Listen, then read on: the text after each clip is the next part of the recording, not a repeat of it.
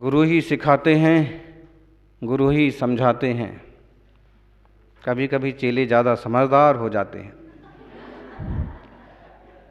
गुरु ही सिखाते हैं, गुरु ही समझाते हैं, और गुरु ही आत्मा को भगवान से मिलाते हैं, आत्मा को परमात्मा से मिलाते हैं।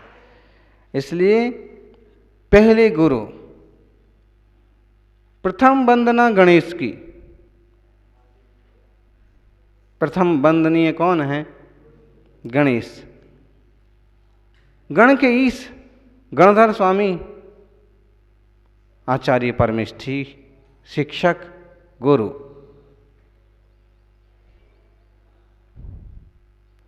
और इसलिए वैदिक संस्कृति में एक सूत्र बहुत प्रसिद्ध हुआ, गुरु ब्रह्मा, गुरु विष्णु, गुरुदेवो महेश्वरा। गुरु साक्षात परब्रह्म, तस्मै श्री गुरुवे नमः। एक परिकल्पना की गई कि एक ऐसा देवता है जो सृष्टि की रचना करता है, जिसे लोग ब्रह्मा कहते हैं। एक देवता हैं जो सृष्टि का संचालन करते हैं, जिन्हें विष्णु कहते हैं। और एक देवता ऐसे हैं कि जरूरत पड़ने पर सारा तोड़ फोड़ करके खत्म कर देते हैं। बोले जिनका नाम प्रलयंकर है, शंकर है।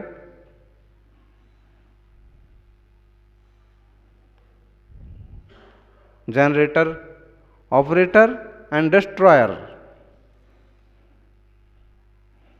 GOD god, oh my God.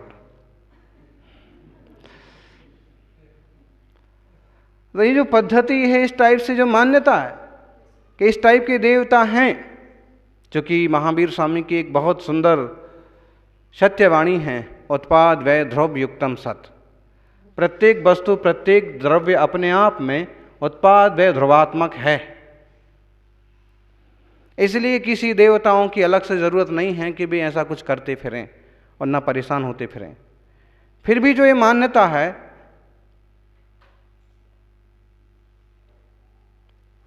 इस हिसाब से कहा है कि गुरु ही ब्रह्मा है, गुरु ही विष्णु है, गुरु ही महेश है। मतलब है कि दुनिया के इन देवताओं के तो एक एक काम है और एक गुरु के तीन तीन काम है। काफी ज्यादा जिम्मेदारी नहीं हो गई?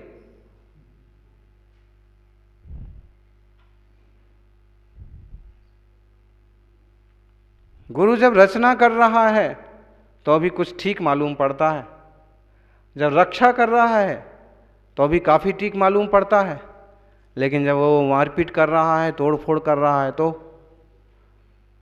सुधार कर रहा है, गैर जरूरी का बिगाड़ कर रहा है, तो दुश्मन मालूम नहीं पड़ता है। हाँ, हमारे ही पीछे पड़े रहते हैं, हमको ही बोलते रहते हैं।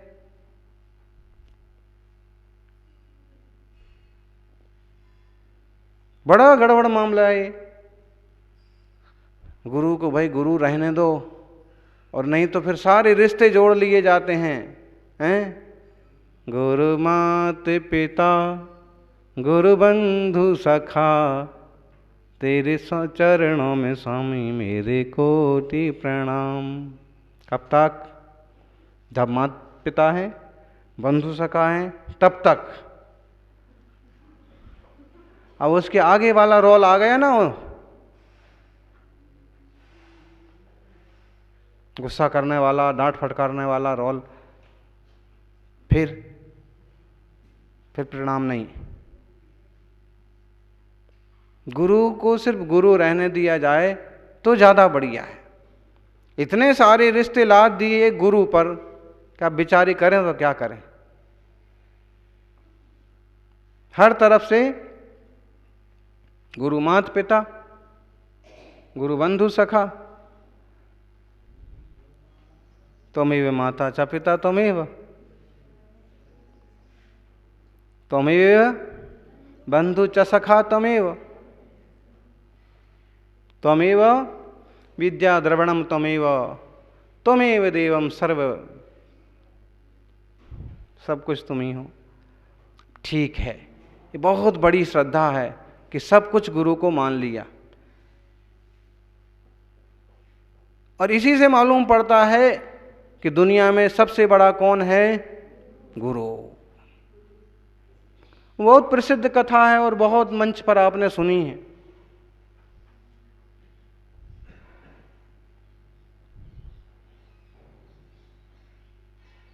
बोली दुनिया में सबसे बड़ा कौन है?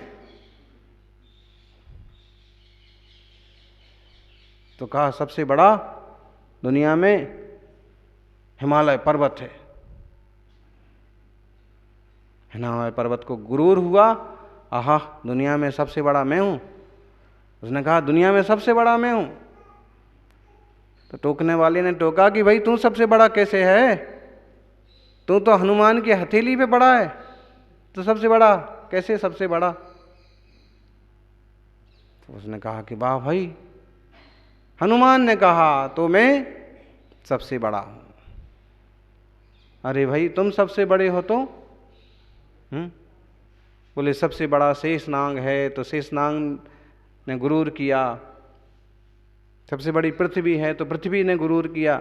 अरे पृथ्वी सबसे बड़ी है तो शेषनाग के ऊपर क्यों है? हिमालय पर्वत ने अगर सबसे बड़ा है तो हनुमान की हथेली पर क्यों है? हनुमान सबसे बड़े हैं तो राम के चरणों में क्यों हैं? बोले तो सबसे बड़े राम हो गए। राम ने कहा तो भाई मैं सबसे बड़ा। अब तुम सबसे बड़े हो तो वशिष्ठ गुरु के चरणों में क्यों पड़े हो? ऐसे। और अंत में यहां लाके खड़ा कर देते हैं कि सबसे बड़ी दुनिया में गुरु हैं। गुरु विकास करते हैं, गुरु उद्धार का, उत्थान का रास्ता दिखाते हैं, कल्याण का मार्ग बताते हैं। इसलिए दुनिया में कितने भी धर्म और संप्रदाय हों, उसमें देवता की कल्पना हो ना हो, शास्त्रों की कल्पना हो ना हो, लेकिन गुरुओं की कल्पना तो रहेगी। किसी ना किसी टाइप के गुरु उसमें पाए जाएंगे।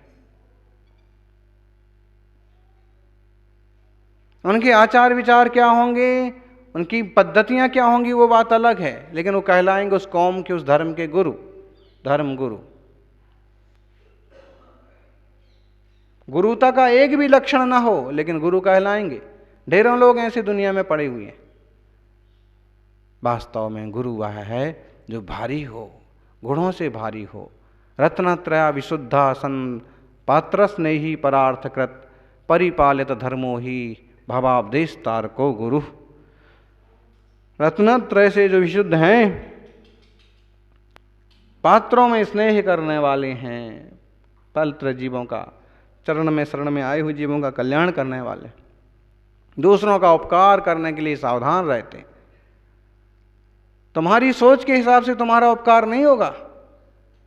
मिट्टी का लौंदा सुखी भी बना रहना चाहे और घड़ा भी बन जाना चाहे, दोनों ही चीजें एक साथ हो सकती हैं?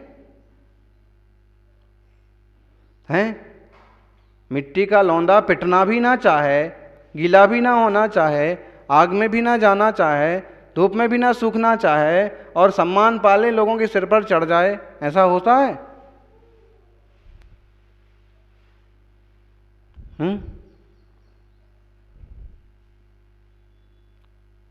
ये रूपक भी बहुत बार सुना है आप लोगों ने, हैं कि कुम्हार मिट्टी खोद के लाता है, और जब मिट्टी खोदी जाती है तो मिट्टी और धरती माँ से कहती है कि माँ मुझे बहुत कष्ट हो रहा है, मुझे बहुत दर्द हो रहा है। धरती माँ कहती धैर्य रखो, तुम्हारा कल्याण होगा। कुम्हार खोद के लेके जाता है, उसका अच्छी तरह से भुरका बना देता है, उसको पानी में गलाता है, इसका पूरा रूपक है। फिर रोता है, फिर चीखता है, फिर चिल्लाता है, फिर धैर्य बंधाती है धरती माँ।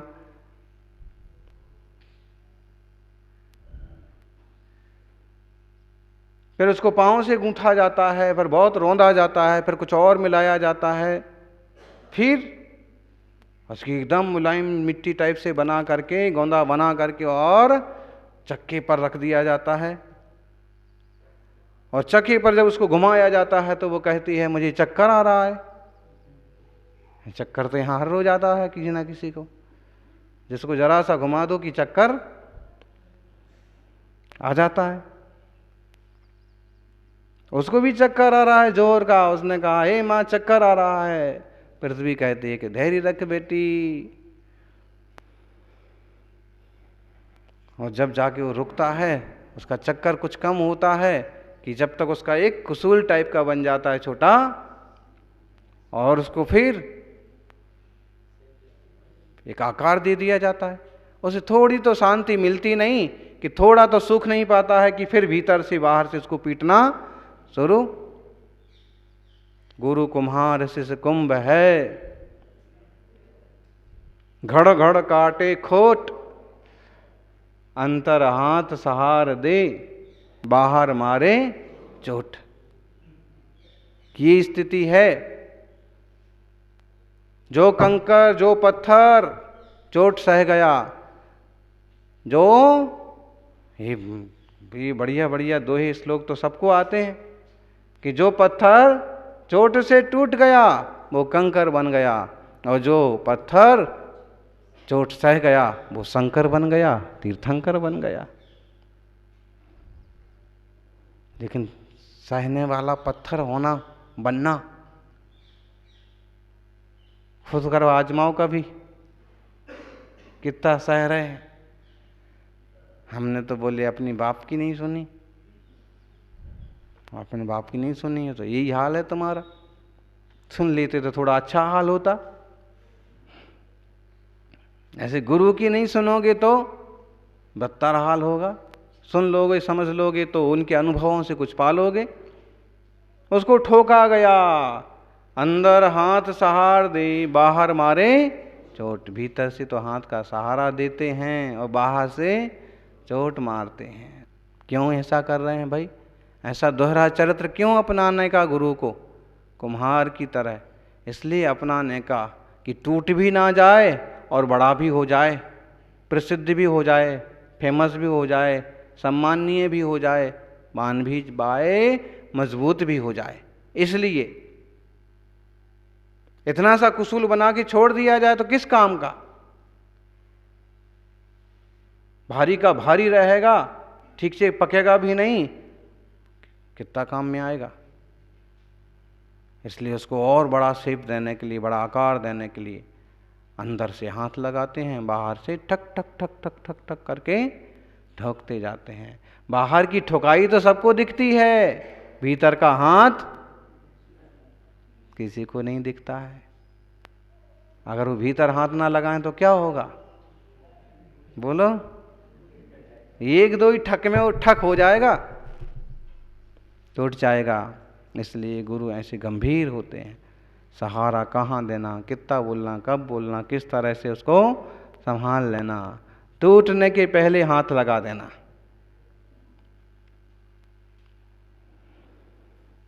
इसलिए वो उपमा दी है ना, गुरु कुमार शिष्य कुंभ है, घड़ घड़ काटे कोट, अंतर हाथ सहार दे, बाहर मारे चोट। वो भी जरूरी है, सहारा भी जरूरी है, चोट भी जरूरी है।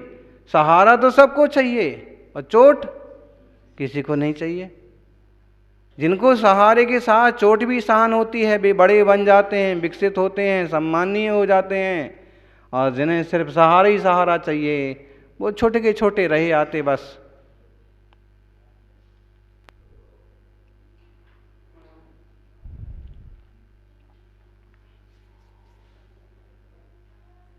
और जब वह पक जाता है, अब बड़ा बनने के बाद उसे आग में भी पकाया जाता है, और आग में पकता है तो सब तरफ से जलता है, फिर भी धैर्य रखता है। और अब जल के जब अग्नि परीक्षा दे के बाहर निकलता है तो अब उसे ज़मीन पर नहीं पटका जाता है, उसे बढ़िया सी जगह पर रखा जाता है, अच्छी जगह रखा जाता है। खरीदार आता है, ज़्यादा से ज़्यादा उंगली से एक बार बजाता है और फिर अपने सिर पर रख के लेके जाता है।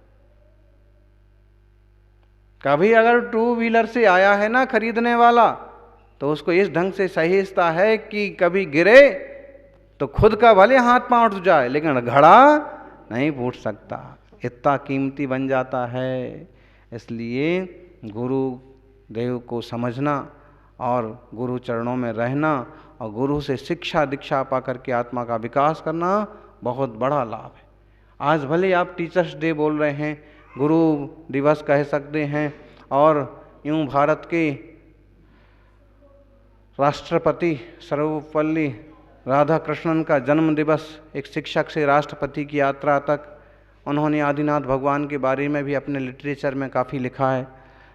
ऐसा तो यूं देखें तो दुनिया के सबसे पहले गुरु तो आदिनाथ भगवान थे। प्रथम शिक्षक, फर्स्ट टीचर कौन? आदिनाथ भगवान। क्यों? उसके फोटोज भी उपलब्ध हैं। भले वो कला हो, लेकिन वो ब्राह्मी और सुंदरी को पढ़ा रहे हैं, अपनी बेटियों को पढ़ा रहे हैं, अपने बेटों को पढ़ा रहे हैं, पहले गुरु। और शिक्षा की नींव उन्होंने डाली, ब्राह्मी लिपि सिखाई। प्रथम पुत्री के नाम से ब्राह्मी लिपि कहलाई, जो आज भी उपलब्ध है। द्वितीय पुत्री सुंदरी, शून्य का आविष्कार किया उन्होंने, अंकों की रचना की, गणित का आविष्कार किया, और सुंदरी के माध्यम से उसका प्रचार प्रसार हुआ। ऐसे प्रथम गुरु आदि पुरुष, आदि से जिन, आदि सुविधि करतार, धर्म धुरंधर परम गुरु, नमो आदि अवतार। फिर 24 तीर्थंकर हुए, महावीर स्वामी हुए, कुंद कुंद आदि गुरु हुए, गणधर आदि गुरु हुए। आज भी गुरुओं की परंपरा। और ऐसे ही लोक व्यवहार में शिक्षा दीक्षा देने वाले, वहाँ देखें तो राम के गुरु वशिष्ठ, कृष्ण के गुरु संदीपनी, हैं, पांडवों के गुरु द्रोणाचार्य वगैरह काफ़ी प्रसिद्ध हुए। आज भी अनेक शिक्षक हैं जो अपना घर बेच करके भी बच्चों को पढ़ाना लिखाना पसंद करते हैं। आज भी ऐसे शिक्षक हैं कि जिन्होंने स्कूल की तस्वीर बदल दी, गांव की तस्वीर बदल दी। आज भी ऐसे शिक्षक हैं जिनने सैकड़ों हजारों बच्चों की तकदीर बदल दी। और इसलिए कहा जाता है कि हर स्कूल से कई डॉक्टर पैदा हों, कई कलेक्टर पैदा हों, कई डॉक्टर पैदा हो ना हो, कई कलेक्टर पैदा हो ना हो, कई इंजीनियर पैदा हो ना हो, लेकिन हर स्कूल से एक टीचर जरूर पैदा होना चाहिए। क्यों? टीचर तो अनेक डॉक्टर इंजीनियर पैदा कर देगा, लेकिन डॉक्टर इंजीनियर मिलकर के एक टीचर पैदा नहीं कर सकते। शिक्षक, शिक्षा देने वाला। और फिर आध्यात्मिक कोई शिक्षा दी जाए, आत्मज्ञान की शिक्षा दी जाए, आत्म कल्याण का मार्ग बताया जाए, तो इनसे बड़ा शिक्षक, इनसे बड़ा गुरु कौन है? अपन लौकिक शिक्षा वाले गुरुओं को ही सिर्फ गुरु न समझें। भी तो ठीक है, आपका एक जीवन सुधार रहे हैं, लेकिन जो आचार्यगण मुनिगण निरंतर आत्मा का, अध्यात्म का अभ्यास करके और तत्व की वाणी कहते हैं, आत्मा को निखारने के सूत्र सिखाते हैं, वो भी एक बहुत अच्छे टीचर हैं।